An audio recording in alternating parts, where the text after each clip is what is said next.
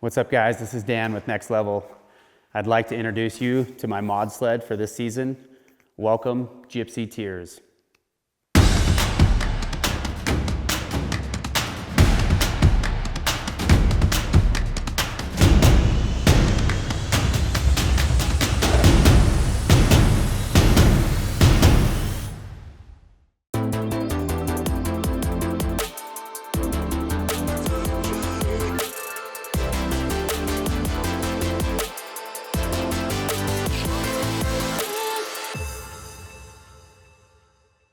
All right, so Gypsy Tears started its life as a 2019 850 Patriot, which we're really happy about.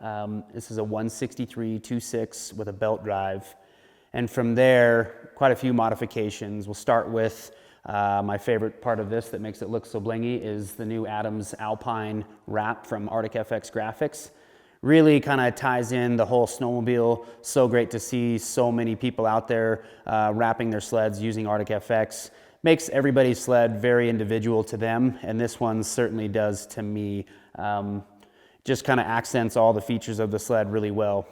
We're talking about this 850. So the Patriot 850 motor, you know, since the Axys, we've learned a lot. And you know, when it was an Axys 800, you know, it was fun to build those snowmobiles. We built a lot of mod sleds out of them, and boom, for 2019, we get into this new 850 Patriot motor.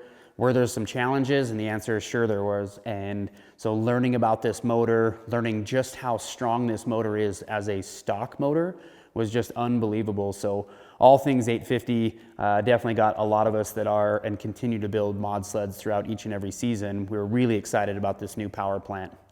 So as we dig into the sled, and you can see this big loud and proud logo right here, the crown jewel of this guy. So this is Boondocker Turbo.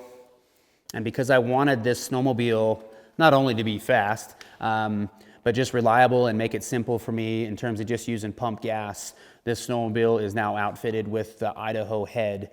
And the head changed the compression and allows me to run just 91 pump gas in it. And I tell you what, this thing for just being a pump gas turbo kit is unbelievable. Unbelievable throttle response, unbelievable mid-range, and that top-end power that, well, I think we've all grown to love about having big turbos. So pretty amazing setup, and Boondocker with their technology, you can see the piping and everything else that kind of speaks for themselves, and new for their season too. All new electronics, and then building in-house, building their new turbos, which is really cool.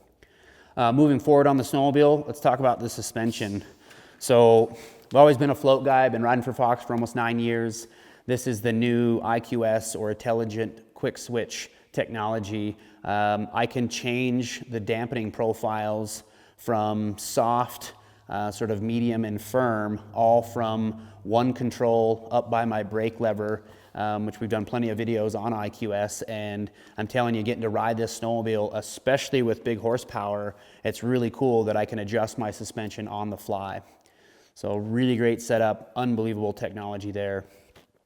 Getting down onto some bling of the snowmobile, got talked into going polished.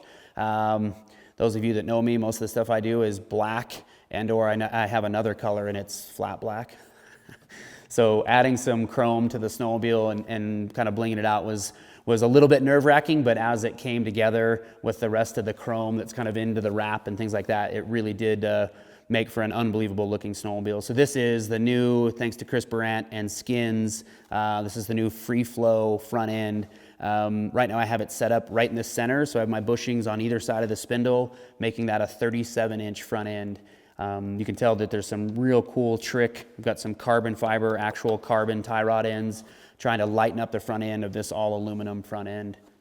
As we move forward, the Skinz Next Level front bumper, you know, to me, out of the products that we have built, this has definitely been sort of a benchmark next level Skinz, you know, piece. And the Next Level front and rear bumpers, so cool for me to see these bumpers on snowmobiles all over the world, and we tried to make one yet a pretty unique one. This is all custom, guys. This is stuff that you can't just order. We had to do some custom powder coating here to get these colors to match, but going with the blue and then that polished bash plate, something that we have never done before on previous builds, and it certainly came out awesome. As we move up on the sled, the Skinz Helium hood, once again another super popular item that you'll lose a little bit of weight. Certainly you lose the headlight and lose that little bit of weight with it, but having that access panel in there for keeping your gloves, your balaclavas, stuff that you want to keep warm, it takes that engine heat and warms things up, which is sweet. You also get a next level windshield bag behind this windshield here. I can keep my waters in there and things like that. Moving back on the sled, you've got the Sled Solutions QL handlebar bags. Definitely some of my favorite for keeping those really want to get to quick storage items. And the fact that I can just pull those bags off and put them onto a different sled is really important. Some things about the handlebars that are a little bit different. This is the black stock. I think this is the bar that we call the 5-inch. But we've cut the handlebars down a little over 3/4 of an inch on either side, bringing the handlebars in. I'm a little guy. It's nice for me to be able to activate sort of more of my core muscles instead of having it be so wide. And you can see from the handlebar setup, I've got the IQS switch over here. We've had previous videos where we talk about, just creating a really good ergonomic package so that all of your throttle, your brake, and all your things are right where you need them to be.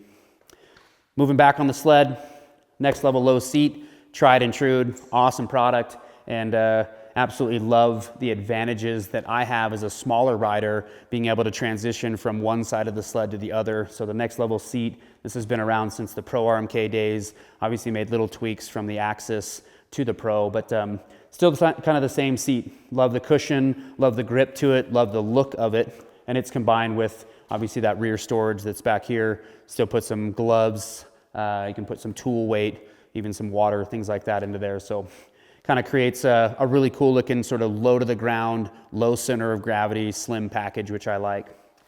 So another new product that's really cool is the new Skinz Tri Lite running boards. Another Chris Brandt sort of brainchild behind some of these things. The things that are neat about it, they mount up with a snap. I can remember putting running boards on snowmobiles where I had to do a lot of cutting, a lot of drilling out rivets, a lot of things like that. And these running boards, they just pop right onto the snowmobile, makes the install relatively easy. The angled pieces that are here, make sure we get shots of this. This is all right here is where the problem areas have been from our heat exchanger here, where we're getting snow and ice building up right into the corner. And now that's eliminated by having that angled piece right there. I've added a second set of traction screws. It just came with the outsides and I put an inside one on there, and that's made a big difference. And in terms of back to Boondocker, you can tell their new tunnel dump design, they create this piece for you now. It just makes all of this stuff end up looking super, super good. And just the craftsmanship that goes into all of it makes it a truly bolt-on kit. Moving to the back of the sled, new next level rear bumper. We're kind of slimming things down. Once again, went with the polished side plates. You guys remember that the next level rear bumper is a 3-piece design, so you get your side plates separate from your rear bumper. Makes that kind of handy and just allows you to do some different colorway options. So the rear suspension, it's all Fox once again. IQS suspension, you got wiring running all the way through that, all the way up to your handlebars. Being able to adjust that snowmobile from that soft, medium, hard, and even that lockout mode so that I could completely lock out the skid, which guaranteed with this thing approaching that 200 horsepower mark, there's going to be times when I'm going to want to lock that out. All right, guys. Well, you know the drill. Remember, thank you guys so much for all your subscriptions. Leave your questions and your comments about this video and or any other videos that you'd like to see on the Next Level YouTube channel. Thanks for watching, and we'll see you next time.